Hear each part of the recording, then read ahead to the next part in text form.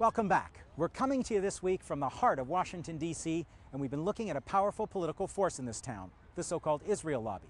So now it's a time in the show when we cover the coverage. And when you look at media coverage of the Israeli-Palestinian conflict, sometimes you got to wonder if Americans are watching a different war from the rest of the world. Here's Richard Gisbert with Election Post.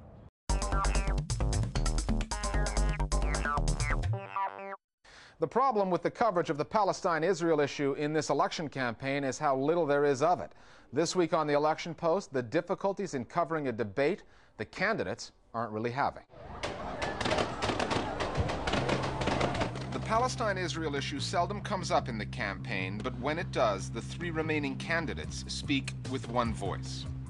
It's actually the only issue that Democrats and Republicans can agree on. We will not allow Israel to be destroyed by the forces of terror in the form of Hamas. I have been a stalwart friend of Israel's. The Syrians apparently were putting together a nuclear facility, and the Israelis took it out. I strongly support that. It's a constant one-upsmanship vis-a-vis Clinton and Obama by McCain saying you can't get any more pro-Israeli than this. There's a conventional discourse that has been put forth as it pertains to Israel-Palestine, and there hasn't been a Democratic or Republican candidate in recent years that has gone outside of that territory. Fighting continues in and around Gaza, with far more Palestinians killed than Israelis. The Bush administration says it wants a peace deal by the end of the year. But in the 34 election debates and in countless speeches by the candidates, the Palestine-Israel issue has rarely been discussed. Palestinian statehood and Palestinian human rights is an issue that none of the candidates have really been addressing. They've certainly established their affinity for the state of Israel. None of them, however, have taken the step to say, listen, you know, what's going on with the Palestinian people is really a travesty of justice, and it's something that should be stopped. The voice of the right wing, which wants to keep a hold of all this territory, is the voice that's heard. And their voice dominates U.S. political dialogue and U.S. journalism. Any dissenting views are excluded by the media or met with a storm of abuse. And those views need not belong to the candidate either. Barack Obama was questioned repeatedly over anti-Semitic comments made by Reverend Louis Farrakhan. Farrakhan supports Obama, but has nothing to do with the campaign. Do you accept the support of Louis Farrakhan? You know, I have been very clear in my denunciation of Minister Farrakhan's anti-Semitic comments. I think they are unacceptable and reprehensible. Your Jewish support would dry up quicker than a snowball in hell.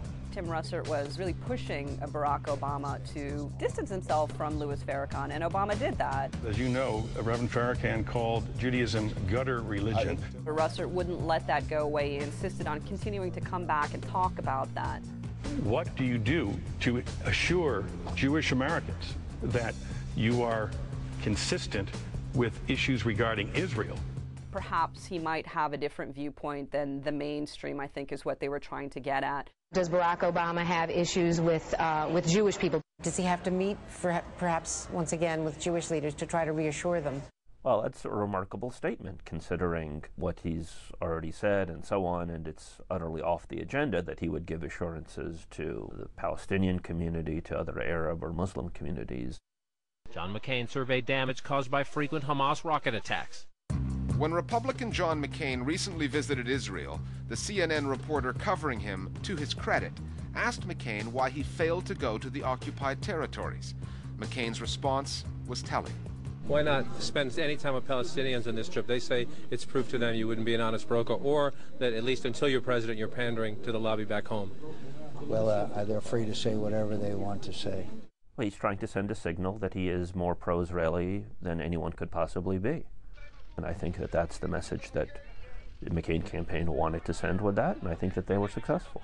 Welcome to Israel, Mr. McCain. Sometimes journalism is only as good and as impartial as the journalist. One of the main voices of CNN's election and foreign coverage is Wolf Blitzer.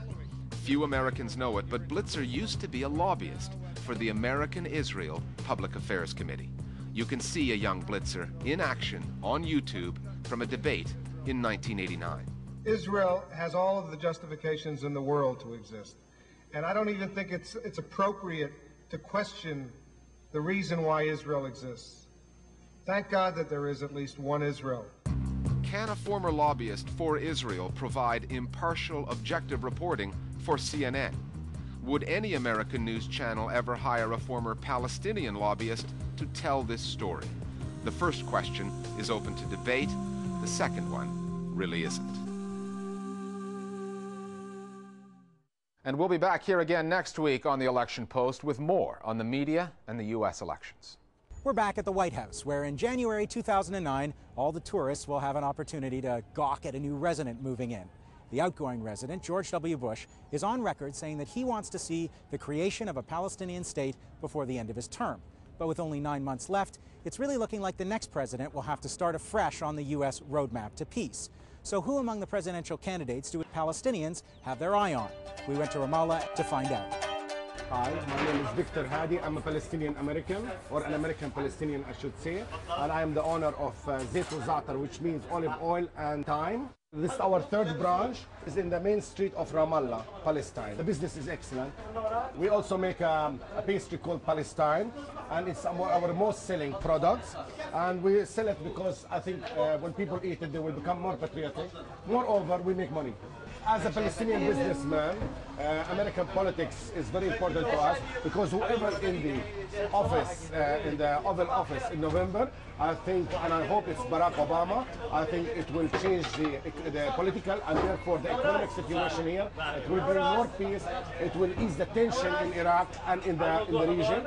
This is a new pastry by our restaurant. It's called O for Obama, and it has all the colors. Za'atar for the African Americans, white for the white Americans, for all the colors, because we do believe in that America is a melting pot. And furthermore, my chef says, if Obama wins, it's because of the Palestinian malkushe. That's it. You owe me, Barack. You owe me. Owe me. Yeah, let's go. Yalla. And in the, come here. Yalla. In the olive wood oven, Obama goes. Fire it up. Fire it up. Obama. Obama. Obama. Obama. Obama.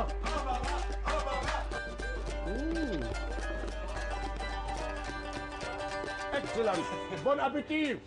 That's all the time we have for this week's show. From Washington, D.C., until next time, so long.